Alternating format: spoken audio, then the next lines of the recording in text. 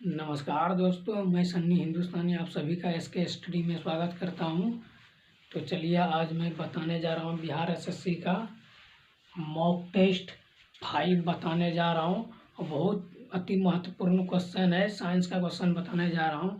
ये बिहार एसएससी के लिए नहीं, SSC GD, SSC CGL, railway, MTS, UP police सभी प्रतियोगिता में पूछा गया सवाल है और पूछा ही जाता है। इम्पोर्टेंट सब मॉक टेस्ट है, आप लोग को पहले ही बता दिया। मैं जितना भी मॉक टेस्ट बताते हैं सब में पूछा गया सब क्वेश्चन सेट करते हैं, उसके बाद ही बताते हैं। तो ये सब अति महत्वपूर्ण सब क्वेश्चन है। तो आप लोग प्रायोरिटी सेट 1, 2, 3 नहीं देखे हैं तो वो सब जाके मेरे चैनल पे जाके देखिए और आप लोग कमेंट करके बताइएगा कितना सही हुआ कितना गलत हुआ। ठीक है, तो रिवाइज आप लोग करते रहिए, आप लोग का सिलेक्शन पक्का होगा। और एक बात बता देते हैं,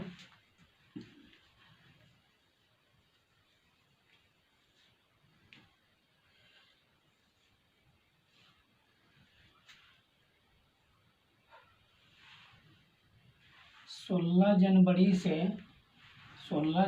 से महाकाल बेंच स्टार्ट हुआ है। उसमें एकदम महाकाल मॉक टेस्ट, उसमें एकदम बेसिक तरीके से हर चैप्टर बाय चैप्टर और हर क्वेश्चन, जैसे साइंस का हुआ तो साइंस का science, physics, chemistry, math, biology और सभी क्वेश्चन उसमें रहता है। 25 क्वेश्चन कराया गया। उसी तरह मैथ का है तो मैथ में भी 25 क्वेश्चन कराया गया है। तो आप लोग नहीं देखे हैं तो महाकाल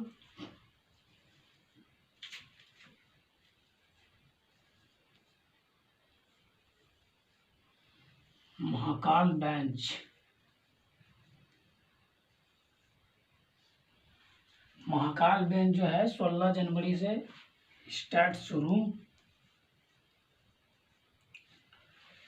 हुआ है। 16 जनवरी से इसमें एकदम बेसिक तरीके से सभी का मैथ, इसमें मैथ,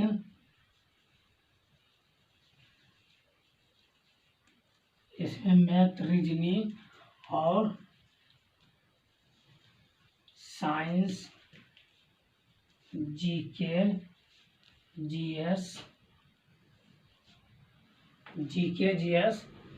सभी का एकदम बेसिक तरीके से उसमें बताते हैं। ठीक है, और ये सब जितना भी है Bihar SSC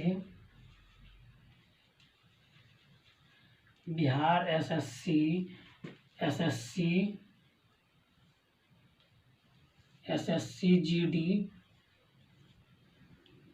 MTH, SSC CGL, UP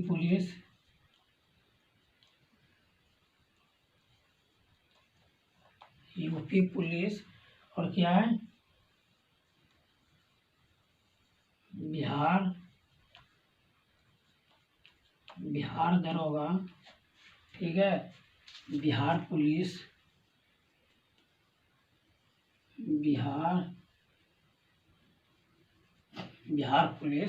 इसमें सभी का तैयारी। इसमें महाकाल बेंच शुरू हुआ है 16 जनवरी से, तो इसमें बेसिक तरीके से सभी का तैयारी कराई जाती है और इसमें बेसिक तरीके से सभी का इसमें क्वेश्चन बताते जा रहा है। ठीक है, तो आप लोग जिसका भी तैयारी करते हैं, बिहार एसएससी या एसएससी जीडी जो भी है प्रतियोगिता से जितना भी परीक्षा है, बीपीएससी इसका भी इसमें एकदम महाकाल बेंच से जुड़िए। आप लोग को एकदम mock test Mahakal bench mock test में जुड़िए और आप लोग क्लास कीजिए। आप लोग का सिलेक्शन 100% होगा और एकदम बेसिक तरीके से इसमें बताते हैं। ठीक है, तो चलिए इसको मिटाते हैं। तो क्वेश्चन नंबर 1 की ओर चलेंगे, उससे पहले मोटिवेशनल, प्यारा सा मोटिवेशनल लाइन के साथ इसको मिटाते हैं। चलिए आप लोग तैयारी अच्छे से कीजिए, आप लोग का सिलेक्शन होगा 100%। 16 जनवरी से महाकाल बेंच, नया बेंच स्टार्ट हुआ है, महाकाल मॉक टेस्ट। ठीक है, तो आप लोग उसमें जुड़िए और आनंद लीजिए, अच्छे तरीके से तैयारी कीजिए। तो चलिए प्यारा सा मोटिवेशनल लाइन देखिए क्या, ज़्यादा पढ़ने की आदत नहीं है मेरी, बोल रहा है ज़्यादा पढ़ने की आदत नहीं है मेरी, फिर भी आदत डालना पड़ता है। ठीक है, कह रहा है ज़्यादा पढ़ने की आदत नहीं है मेरी, फिर भी मैं आदत डालूंगा। ठीक है, बस कुछ दिन और टेंशन ले ले माँ पापा, उसके बाद मैं संभाल लूंगा। ठीक है,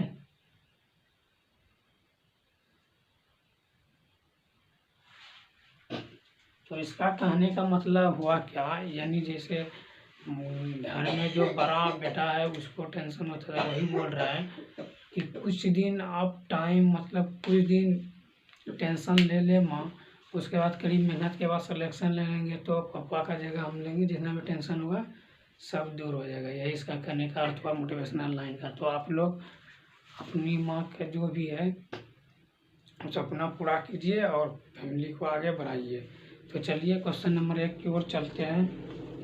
मेरा आशीर्वाद यही रहेगा कि आप लोग अच्छे तरीके से तैयारी कीजिए और आप अपना माता पिता का जो भी है, माता पिता का सहारा बनिए और सिलेक्शन लीजिए, अच्छे से तैयारी कीजिए। भगवान आप सभी का सिलेक्शन कराए और माँ सरस्वती की कृपा आप सभी पर बना रहे ताकि आप लोग का सिलेक्शन 100% हो जाए। तो चलिए क्वेश्चन नंबर 1 की ओर चलते हैं।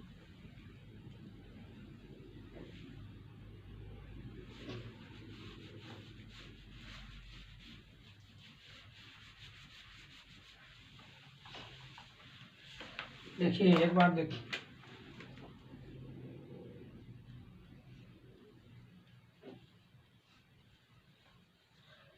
बिहार एसएससी में जो है 25 नंबर का पूछा जाता है, ये 25 क्वेश्चन, और यूपी पुलिस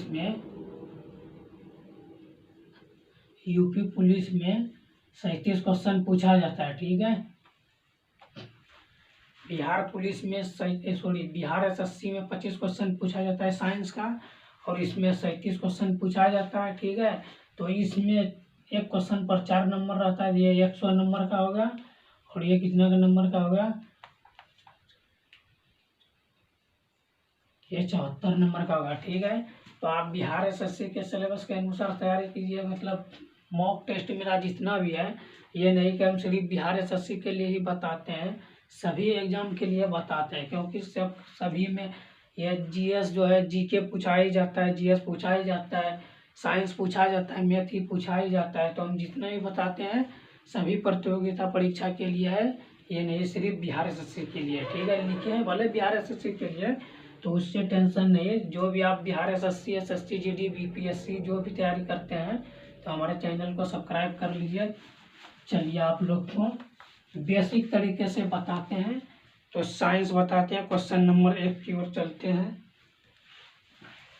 क्वेश्चन नंबर 1,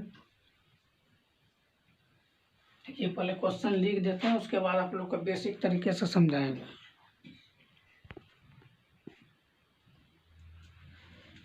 चलिए देखिए क्वेश्चन नंबर 1 की ओर चलिए। ये मोस्ट इम्पोर्टेंट क्वेश्चन है और पूछा गया सवाल है। पहले ही बता दें, जितना भी क्वेश्चन बताएंगे सब अति महत्वपूर्ण क्वेश्चन बताएंगे, और पूछा गया सवाल है या मॉक टेस्ट के तौर पर जितना भी मॉक टेस्ट हम बता रहे हैं सब इम्पोर्टेंट सब क्वेश्चन है, या जीके जीएस का बताए, साइंस का, मैथ का, जो भी बताते हैं। तो चलिए क्वेश्चन नंबर 1 की ओर देखते हैं। भारी जल का रासायनिक नाम क्या है? ठीक है, बोल रहा है भारी जल का रासायनिक नाम क्या है? तो deuterium monoxide, deuterium oxide, tritium oxide, tritium monoxide. ठीक है, तो ऑप्शन नंबर 1 क्या होगा? Option number B will be correct right answer. ठीक है, ड्यूटेरियम ऑक्साइड यही हो गया आपका आंसर, उत्तर। ठीक है, अगर ऐसा क्वेश्चन आएगा भारी जल का रासायनिक नाम क्या है, तो ड्यूटेरियम ऑक्साइड रासायनिक नाम है। ठीक है, चलिए क्वेश्चन नंबर 2 देखिए। प्रकाश वर्ष का किसका माप है? ठीक है, बोल रहे हैं प्रकाश वर्ष जो है वो मापने के लिए, प्रकाश वर्ष को मापने के लिए किसका उपयोग किया जाता है? समय का उपयोग किया जाता है, या दूरी का, या एक वर्ष में पृथ्वी पर गिरने वाला प्रकाश की कुल मात्रा या इनमें कोई नहीं। ठीक है, तो दूरी का ये मापने के लिए उपयोग किया जाता है। जब दूरी मापना है तो प्रकाश वर्ष से मापा जाता है। ठीक है, चलिए क्वेश्चन नंबर 3 देखिए। ठीक है, तो ये हो गया आपका दूरी हो गया, option number B right answer. ठीक है,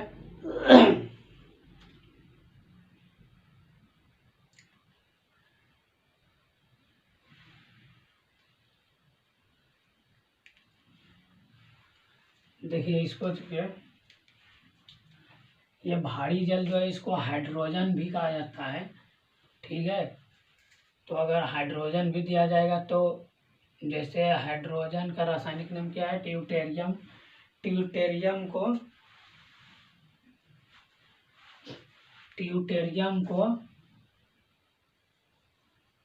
भारी हाइड्रोजन, ये जो है ट्यूटेरियम ऑक्साइड, इसको भारी हाइड्रोजन भी कहा जाता है। और इसका आविष्कार किसने किया, तो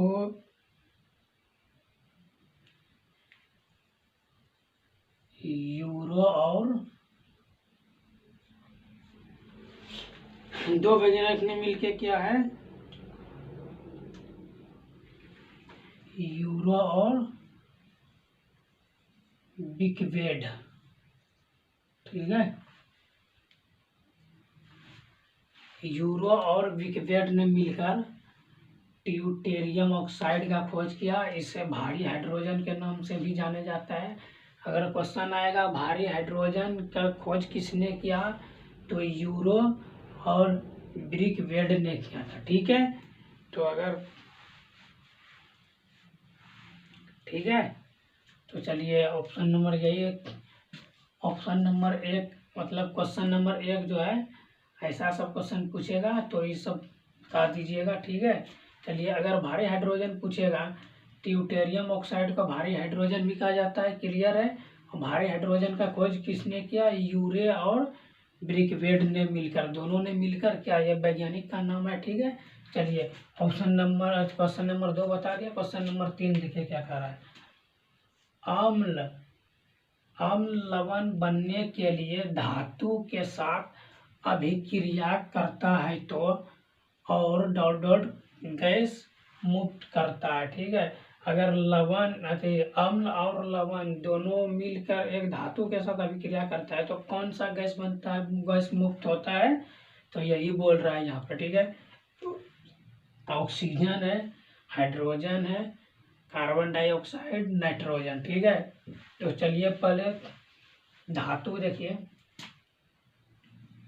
समझिएगा। Mg धातु है। ठीक है, ये जो Mg है ये धातु है, इसीलिए रेड कलम से आप लोग को बता रहे हैं। और जो है HCl ये है अम्ल। ठीक है, ठीक है, ये धातु और अम्ल क्या बोल रहा है, धातु के साथ अभिक्रिया, ये धातु और अम्ल दोनों अभिक्रिया करता है।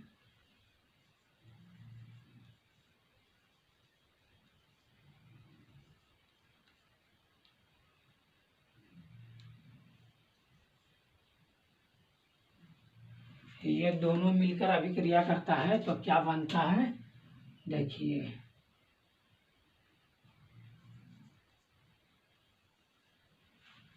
अभिक्रिया, देखिए Mg धातु है, HCl अम्ल है, दोनों मिलकर अभिक्रिया करेगा तो क्या बनेगा,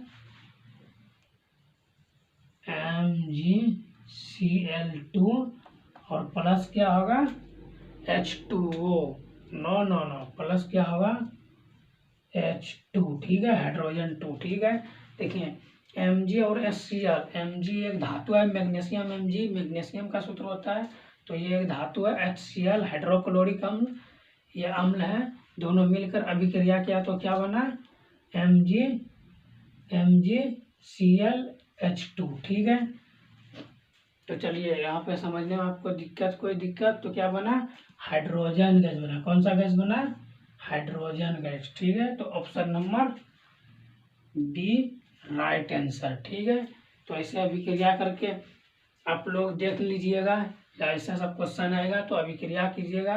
यही तो डायरेक्ट ऑप्शन नंबर डी मार दीजिएगा, हाइड्रोजन गैस। ठीक है, तो धातु और लवण मतलब धातु और अम्ल के साथ अभिक्रिया किया तो कौन सा गैस बनेगा, यही बोल रहा है। तो हाइड्रोजन गैस बनेगा, तो option number B right answer. ठीक है, चलिए क्वेश्चन नंबर 4 की ओर देखिए क्या क्या आ रहा है। एक साबुन का बुलबुला और एक तरल बंद दोनों में समान पृष्ठ तनाव और त्रिज्या, फिर किसके अंदर अधिक दबाव होगी। ठीक है, बोल रहा है एक साबुन का बुलबुला और एक तरल बंद दोनों में समान पृष्ठीय तनाव और त्रिज्या है, फिर किसके अंदर अधिक दाब होगी। ठीक है, तो ऑप्शन दिया है साबुन के बुलबुले सरल बूंद दोनों पर समान अतिरिक्त नन मतलब इनमें से कोई नहीं। तो चलिए, जब एक साबुन का बुलबुला एक तरल बूंद दोनों में समान पृष्ठ होता है तो त्रिज्या, समान पृष्ठ तनाव और त्रिज्या, फिर किसके अंदर अधिक दबाव होगा, तो साबुन के बुलबुले के अंदर अधिक दबाव होगा। ठीक है, जब साबुन के बुलबुले का अंदर अधिक दबाव होगा तभी त्रिज्या और साबुन का बुलबुले के अंदर दबाव अधिक होगा तभी। ठीक है, तो चलिए ऑप्शन नंबर है इसका राइट आंसर। तो आप लोग स्क्रीनशॉट ले लीजिए, और वीडियो अच्छा लगे तो लाइक कीजिए, और नया है तो हमारे चैनल को सब्सक्राइब कीजिए। चलिए फिर क्वेश्चन नंबर 5 की ओर चलते हैं, इसको आप स्क्रीनशॉट ले लीजिए।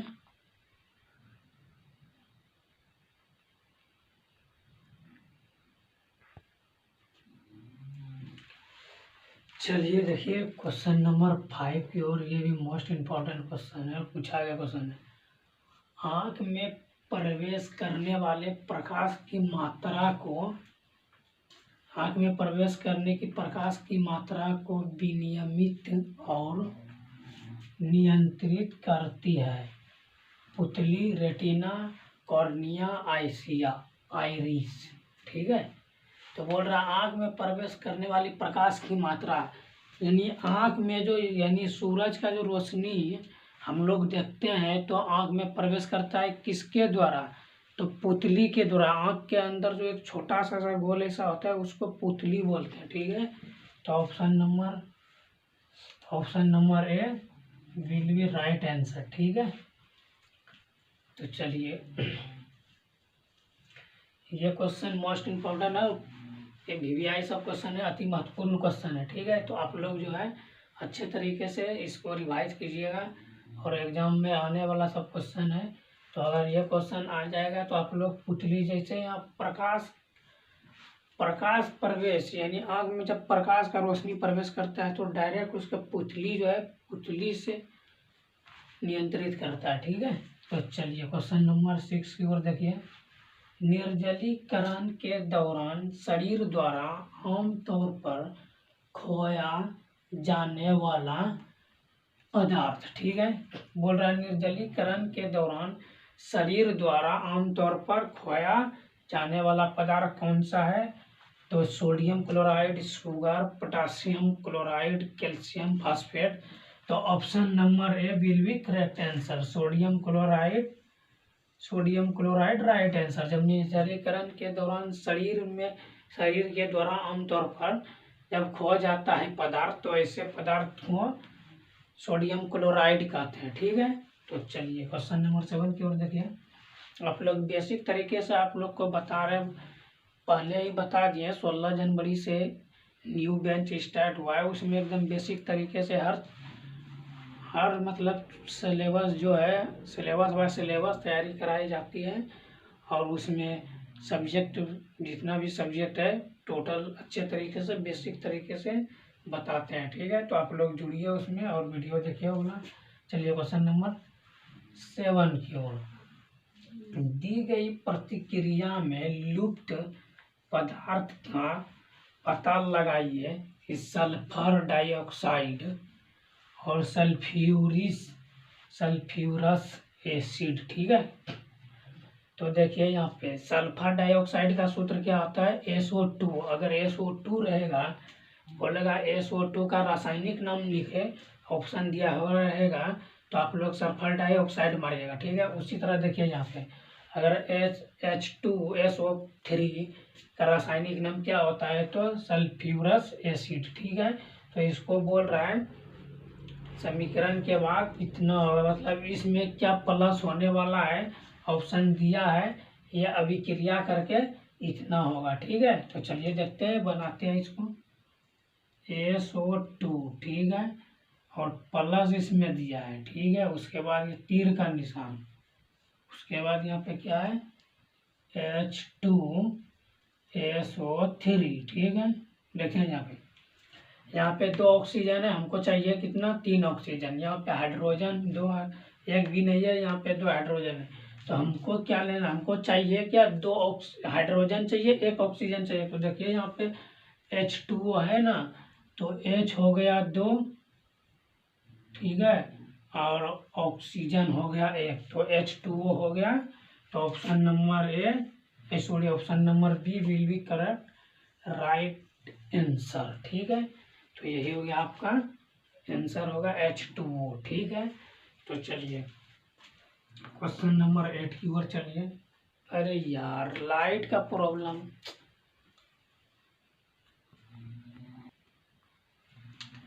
देखिए थोड़ा लाइट का प्रॉब्लम था, सही हो गया। चलिए क्वेश्चन नंबर 8 की ओर।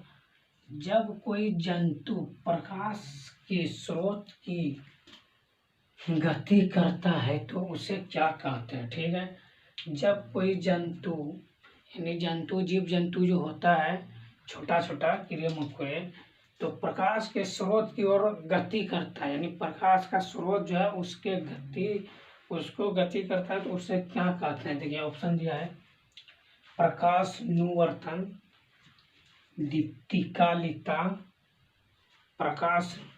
प्रकाशानुचलन, फोटोटैक्सिस, इनमें सभी। ठीक है, तो option number C will be right answer. प्रकाशानुचलन को फोटोटैक्सिस के नाम से भी जाने जाते हैं।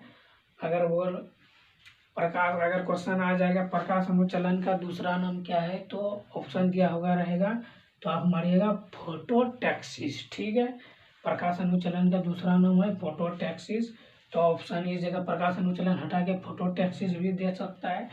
जब कोई जंतु प्रकाश के स्रोत की ओर गति करता है तो उसे क्या कहा जाता है, तो इस प्रकाश अनुचलन को हटाकर इस जगह फोटोटैक्सिस भी दे देगा, तो ऑप्शन सी मार दीजिएगा, फोटोटैक्सिस। ठीक है, तो आप लोग स्क्रीनशॉट लीजिए। उसके बाद क्वेश्चन नंबर 9 की ओर चलते हैं।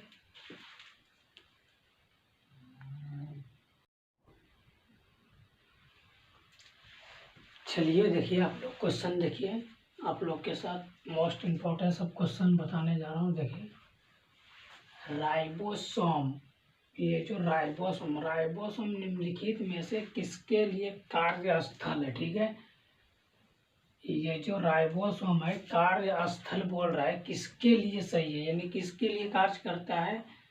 तो देखिए प्रोटीन संश्लेषण, प्रकाश संश्लेषण, वसा संश्लेषण, श्वसन। ठीक है, तो option number A will be correct answer. ठीक है, प्रोटीन संश्लेषण जो है ये राइबोसोम के लिए कार्य करता है। ठीक है, कार्यस्थल है राइबोसोम के लिए, कार्यस्थल है। ठीक है, चलिए क्वेश्चन नंबर 10 देखिए क्या कर रहा है। CH3, ये जो CH3CH2OH जो है सूत्र वाले यौगिक का नाम क्या है। ठीक है, देखिए CH3 और CH3H2CH2OH। ठीक है, ये जो सूत्र है ये इथेनॉल का है। ठीक है,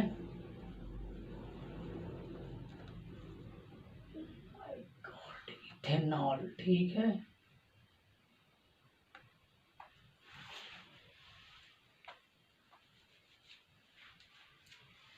ये जो सूत्र है इथेनॉल। ठीक है, ये जो सूत्र होता है ये इथेनॉल का है। अगर ऐसा क्वेश्चन देखिए यहाँ पे ये सूत्र दिया हुआ है, पूछ रहा है इस यौगिक नाम क्या है, तो इसका यौगिक नाम इथेनॉल है। ठीक है, इसका यौगिक नाम क्या है, इथेनॉल है। अगर इथेनॉल दे देगा, बोल रहा है इथेनॉल का रासायनिक सूत्र क्या होता है, तो अगर इथेनॉल का रासायनिक सूत्र पूछेगा तो अब यही होगा CH3CH2OH, ये इथेनॉल का रासायनिक सूत्र हुआ। ठीक है, और देखिए इथेनॉल का मात्रा ज़्यादातर किस चीज़ में होता है, देखिए स्टार्च में होता है ज़्यादा, इथेनॉल का ज़्यादा मात्रा स्टार्च में होता है, शुगर में होता है, मक्का में होता है, ठीक है, गेहूं में होता है। ज़्यादातर इथेनॉल का मात्रा जो है स्टार्च, शुगर, गेहूं, मक्का इसी सब में होता है। तो option number A will be correct answer. ठीक है, अगर ऐसे दे देगा, ऐसे क्वेश्चन अगर पूछेगा इथेनॉल का रासायनिक सूत्र, तो इथेनॉल का रासायनिक सूत्र ये है, आप लोग याद रखिएगा। ऐसे क्वेश्चन भी पूछता है इथेनॉल का रासायनिक नाम क्या है, तो CH3CH2OH, ये हो गया रासायनिक सूत्र हो गया। रासायनिक नाम पूछेगा तो इथेनॉल है ये। ऐसे सूत्र देकर पूछा है ना कि इसका यौगिक नाम क्या है, इसका यौगिक नाम इथेनॉल है। अगर इथेनॉल का रासायनिक सूत्र पूछेगा तो ये होगा CH3CH2OH। ठीक है, तो चलिए ऑप्शन नंबर ए सही है। ठीक है, आप लोग समझ गए। और इसका ज़्यादातर यूज कहाँ पे होता है, ज़्यादा मात्रा में यूज होता है स्टार्च में, शुगर, मक्का, गेहूं में होता है। चलिए क्वेश्चन नंबर 11 की ओर देखिए। निम्नलिखित में से कौन सी बीमारी दूषित पानी को पीने से होती है। ठीक है, बोल रहा है कि दूषित यानी गंदा पानी को पीने से कौन सा बीमारी होता है। ठीक है, ऑप्शन दिया है पाजी, हैजा, सूखा रोग, खून की कमी। तो देखिए अगर आप गंदा पानी पीते हैं, ठीक है, अगर आप गंदा पानी पीते हैं तो आपको हैजा नामक बीमारी होता है। ठीक है, हैजा नामक बीमारी, ठीक है, गंदा पानी पीने से हैजा बीमारी होता है। ठीक है, और देखिए एग्जाम्पल के लिए और एक दो बता देते हैं। खाना और पानी से फैलने वाला बीमारी को क्या कहते हैं, पोलियो। ठीक है, अगर आप लोग को नहीं दिखे सही से तो बोल रहा हूँ जो समझ जाइएगा। ठीक है, देखिए खाना और पानी से फैलने वाला बीमारी का पोलियो कहते हैं। ठीक है, अगर खाना पानी का ऑप्शन है, जैसे देखिए किसी आदमी को बीमारी है, ठीक है, अगर आप उसका जूठा खाइएगा तो एक पोलियो बीमारी अगर एक आदमी को है, अगर उसका जूठा आप खाइएगा तो आपको भी धर लेगा। अगर उसको बीमारी है तो आप पानी उसका जूठा पीजिएगा तो आपको भी धर देगा। तो ऐसे बीमारी को पोलियो बीमारी कहते हैं। ठीक है, पोलियो नाम से जाना जाता है। ठीक है, उसी तरह देखिए दूसरा, हवा से हवा। ठीक है, क्या है, टीबी। ठीक है, देखिए हवा से हवा में फैलने वाला बीमारी को टीबी कहते हैं। जैसे किसी दूसरे इंसान को सर्दी का, दूसरे इंसान को टीबी का बीमारी, आप उसके सामने गए, उससे आपका सांस उससे लड़ा, ठीक है, और आप जैसे छींके या खांसी हुआ तो उसके सामने हुआ तो हवा से उसको बीमारी फैल जाएगा। ठीक है, इसलिए जिसको टीबी रहेगा उसके सामने नहीं जाइएगा, वो छींकेगा या खांसी करेगा तो उसके सामने नहीं रहिएगा। ठीक है, ऐसे बीमारी को टीबी बीमारी कहते हैं। ठीक है, तो चलिए ऑप्शन नंबर बी सही है। चलिए क्वेश्चन नंबर 12 देखिए। डॉट डॉट दिया है का प्रयोग किसी व्यक्ति की आंख के अंदर दबाव को मापने के लिए किया जाता है। ठीक है, तो आंख के अंदर जो दबाव होता है उसको मापने के लिए किसका उपयोग किया जाता है? Odometer, discometer, tonometer, march meter. ठीक है, तो option number C will be right answer. Tonometer जो है, टनमीटर का उपयोग किया जाता है किसी भी व्यक्ति का आंख के अंदर दबाव, अगर डॉक्टर सब जो आंख का डॉक्टर रहता है उसके आंख का अंदर जो दबाव कितना कितना क्षमता है, कितना दूरी उसको दिखाई देता है, तो ये जो है टनमीटर से मापा जाता है डॉक्टर लोग। ठीक है, चलिए देखिए यहाँ पे क्वेश्चन नंबर 13 की ओर चलिए। 1 मीटर में कितने माइक्रोन होते हैं? ठीक है, तो 1 मीटर में कितने माइक्रोन होते हैं पहले देखिए। 1 माइक्रोन, 1 माइक्रोन बराबर कितना होता है? 1 गुना 10 पर पावर, 1 गुना 10 पर पावर -6 मीटर। ठीक है, 1 माइक्रोन या माइक्रोन, ठीक है, बराबर कितना होता है? 1 गुना 10 पर पावर 6 मीटर। अगर ऐसा क्वेश्चन पूछेगा 1 माइक्रोन बराबर 1 माइक्रोन या 1 माइक्रोन,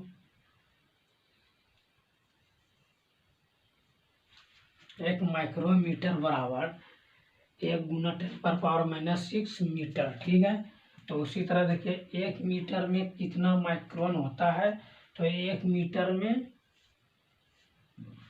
कितना माइक्रोन होता है? तो 10 लाख माइक्रोन होता है। ठीक है, इसे काउंटिंग कीजिए, 1 10 11 1000 10,000 लाख 10 लाख, तो 10 लाख माइक्रो काउंटिंग होता है। 1 मीटर में 10 लाख माइक्रोन होता है। ठीक है, अगर ये क्वेश्चन आएगा तो 10 lakh option number B right answer लगा दीजिएगा। ठीक है, अगर ऐसा क्वेश्चन पूछेगा 1 माइक्रोमीटर बराबर, ऑप्शन दिया हुआ रहेगा तो ऑप्शन ये वाला मार दीजिएगा, 1 गुना 10 पर पावर -6 मीटर। ठीक है, चलिए देखिए, ज़्यादा हमको इधर उधर बात करने का आदत है नहीं, इसलिए हम क्लास में एकदम सीरियस होकर पढ़ाते हैं। आप लोग को अगर जो भी लगे आप लोग मन से पढ़िए, ऐसा नहीं हम लोग कॉमेडी करने यहाँ पे आए हैं तो कॉमेडी बीच बीच में करेंगे, हमको कॉमेडी नहीं आता है। तो चलिए देखिए, क्वेश्चन ध्यान से दिए और क्लास को सीरियस होके पढ़िए, बढ़िया से समझिए, सिलेक्शन पक्का होगा, हम दिलाएंगे सिलेक्शन, गारंटी हम लेते, लेकिन तैयारी हमारे साथ आप लोग भी कीजिएगा तभी तो।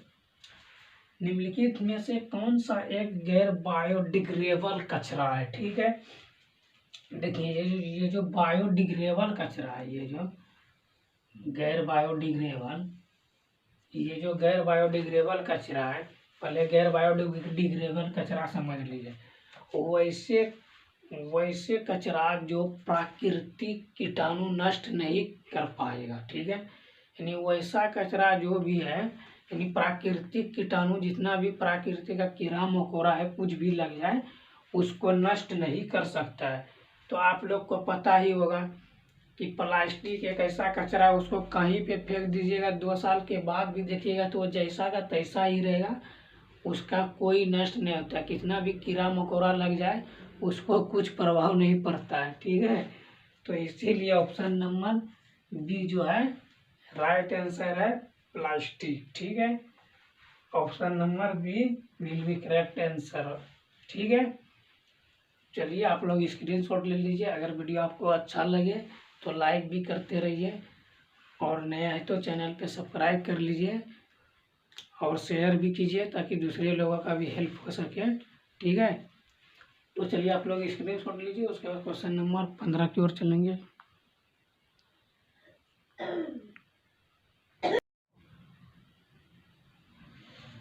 चलिए देखिए क्वेश्चन नंबर 15, ये भी मोस्ट इम्पोर्टेंट क्वेश्चन है। ठीक है, चलिए पत्तियां sorry red red red red red marker से समझाता हूँ। देखिए 3 मार्कर है, इससे क्वेश्चन, इससे ऑप्शन, इससे समझाना। ठीक है, आंसर ओके। देखिए पत्तियां में स्टार्च उपस्थिति का परीक्षण करने के लिए उपयोग में किया जाता वाला अभिकर्मक। ठीक है, किया जाता वाला अभिकर्मक, यानी कि पत्ती में जो स्टार्च होता है उसके उपस्थिति में परीक्षण करने पे, अगर मान के चलिए कोई जैसे चाय पत्ती वगैरह उसको उबाल कर उसको परीक्षण करते हैं तो उसका पानी पहले वाइट होता है, चाय पत्ती डालकर जब उबाला जाता है उसका पानी कैसे हो जाता है, काला हो जाता है। ठीक है, तो उसी तरह ये परीक्षण किया तो किसके स्रोत से यानी किसका उपयोग करके परीक्षण किया, तो ऑप्शन दिया है फेलिंग का समाधान, आयोडीन का समाधान, मिलियन अभिकर्मक, बेनेडिक्ट का समाधान। ठीक है, तो ऑप्शन नंबर बी जो है ये राइट आंसर है।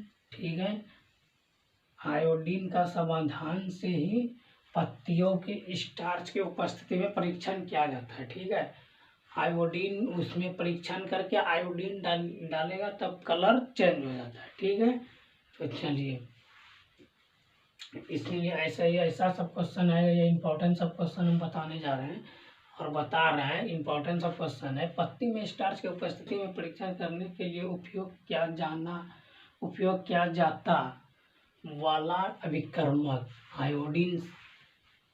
आयोडीन समाधान है। ठीक है, चलिए अब क्वेश्चन नंबर 16 को, निम्नलिखित में कौन सा डॉग फिश निवास स्थान है। ठीक है, ये जो डॉग फिश है, फिश मतलब क्या होता है, मछली होता है। ये डॉग फिश, ये जो डॉग फिश है ये किस फैमिली से बिलोंग करते हैं, तो ये जो है शार्क की फैमिली से बिलोंग करते हैं,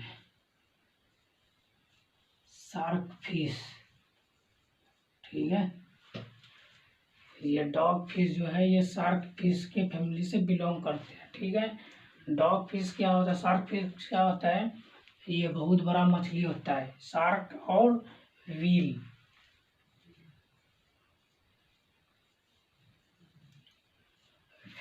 फिश।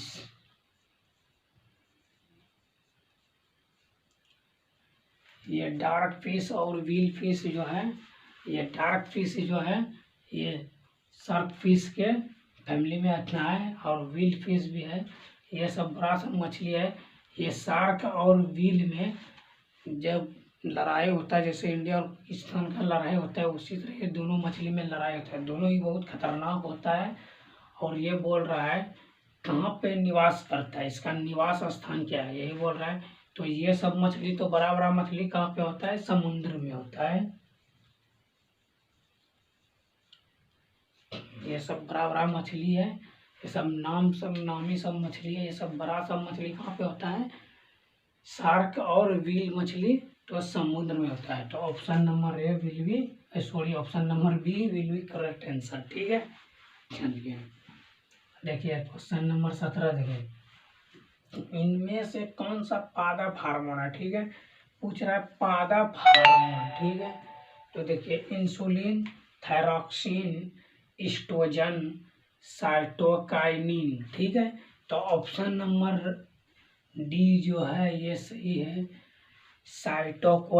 साइटोकाइनिन जो है ये पादप हार्मोन कहलाता है। ठीक है, अगर ऐसा क्वेश्चन आ जाएगा साइटोकाइनिन किस हार्मोन, कौन सा हार्मोन है, तो ऑप्शन दिया रहेगा तो आप पादप हार्मोन मानिएगा। ठीक है, पादप हार्मोन जो है साइटोकिनिन का निर्माण करता है। ठीक है, चलिए क्वेश्चन नंबर 18 देखिए, किस कोश में इलेक्ट्रॉन की अधिकतम संख्या होती है। ठीक है, तो इलेक्ट्रॉन की अधिकतम संख्या जो है n⁻², 2 n⁻², 3 n2, 4 n2। ठीक है, ये स्क्वायर ऐसे बोलिए इसको या पावर बोलिए जो भी है। ठीक है, बोलने का तरीका सबका अलग अलग होता है। तो बोल रहा है अधिकतम किस कोश में इलेक्ट्रॉन की अधिकतम संख्या होती है। ठीक है, तो 2n² पर होता है, अगर n का मान 1 रखिएगा तो इसको हो जाएगा 2 गुना 1 का स्क्वायर बराबर 2 हो गया, 2 का मान 2 रखिएगा तो उसी तरह 2 गुना 2 का स्क्वायर 2, तो 2 दूना 4 दूना 8 हो जाएगा। इसी तरह n का वैल्यू निकालता है इलेक्ट्रॉन का मान इसी तरह निकालता है। ठीक है, तो क्लास 10 में तो आप लोग इलेक्ट्रॉन का मान निकालने सीखा होगा केमिस्ट्री में। चलिए क्वेश्चन नंबर 19 देखिए क्या कह रहा है। ऑक्सीजन ऑक्सीजन के दो परमाणुओं के बीच कितने अवंध बनते हैं। ठीक है, ऑक्सीजन का रासायनिक, ऑक्सीजन को O से सूचित किया जाता है। O से इंग्लिश में OXYGN होता है, OXYGEN ऑक्सीजन। ठीक है, तो इसीलिए इसको O से सूचित किया जाता है। ठीक है, इसमें O बराबर O ये हो, इसको हम लोग मैथ में बराबर बोलते हैं, और केमिस्ट्री में इसको एक बॉन्ड अगर ऐसा रहेगा एक, तो इसको एक बॉन्ड बोलेगा, एक अवंध, हिंदी में इसको अवध बोलता है। और दो रहेगा तो दो अवध लिखेंगे, दो अवध या द्विअवध। ठीक है, तो ये ऑक्सीजन में डबल बॉन्ड है तो द्विअवध हो गया ये। इसको दो अवध भी बोलते हैं, द्विअवध अगर ट्रिपल रहेगा तो त्रिअवध। तो ऑप्शन नंबर बी जो है विल बी करेक्ट आंसर है। द्विअवध जो है ये राइट आंसर है। ऑक्सीजन के दो परमाणुओं के बीच दो अवध बनेगा, दो बॉन्ड इंग्लिश में बोलता है, हिंदी में अवध बोलते हैं उसको। ठीक है, तो चलिए क्वेश्चन नंबर 20 की ओर। श्वसन किस प्रकार की रासायनिक अभिक्रिया है। ठीक है, श्वसन किस प्रकार की रासायनिक अभिक्रिया है। ठीक है, श्वसन किस प्रकार की रासायनिक अभिक्रिया है, तो अपचयन, संयोजन, ऊष्माक्षेपी, ऊष्माशोषी। तो श्वसन जब भी होगा वो ऊष्माक्षेपी अभिक्रिया होगा। ठीक है, option number C right answer. ठीक है, चलिए आप लोग स्क्रीनशॉट लीजिए। अगर आप लोग को वीडियो अच्छा लगे तो लाइक करिए और शेयर करना ना भूलें, ताकि दूसरों का भी हेल्प हो सके। सभी का हेल्प कीजिए, आप दूसरे का हेल्प करेगा, भगवान आपका हेल्प करेगा। ठीक है, तो चलिए स्क्रीनशॉट ले लीजिए। उसके बाद क्वेश्चन नंबर 21 की ओर चलेंगे।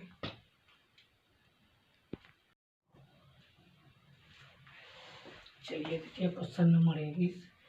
कूटपाद किस में पाया जाता है। कूटपाद जो बोल रहा है, ये जो कूटपाद है किस में पाया जाता है, तो ऑप्शन दिया है पैरामीशियम, यूग्लिना, अमीबा, नाइनोब्जिस, यानी इनमें कोई नहीं। ठीक है, तो ऑप्शन नंबर सी जो राइट आंसर है अमीबा। ठीक है, और क्वेश्चन नंबर 5 देखिए। अपचायी एंजाइम किस में अनुपस्थित होता है। ठीक है, अपचायी जो एंजाइम है वो किस में उपस्थित होता है, कवकों में, रेडियम ऑक्साइड, थोरियम में होता है। ठीक है, option number D will be correct answer. ठीक है, तो एंजाइम जो है थोरियम में उपस्थित होता है। ठीक है, क्वेश्चन नंबर 23 जो है ये हो गया HW। आप लोग को होमवर्क के तौर पर ये दे दिए, आप लोग बना के लास्ट में इसको कमेंट कीजिएगा इसका आंसर क्या होता है। ठीक है, तो चलिए आज मॉक टेस्ट इम्पोर्टेंस मतलब मॉक टेस्ट 5 समाप्त हो गया। तो आप लोग अगर महाकाल बेंच में नहीं जुड़ा है तो आप लोग जुड़िए, उसमें बेसिक से पढ़ाया जाता है, सभी विषय का तैयारी किया जाता है। तो चलिए, अगर आप लोग को वीडियो अच्छा लगे तो लाइक करें, शेयर करें। मिलते हैं फिर नेक्स्ट वीडियो में, तब तक के लिए जय हिंद, जय भारत।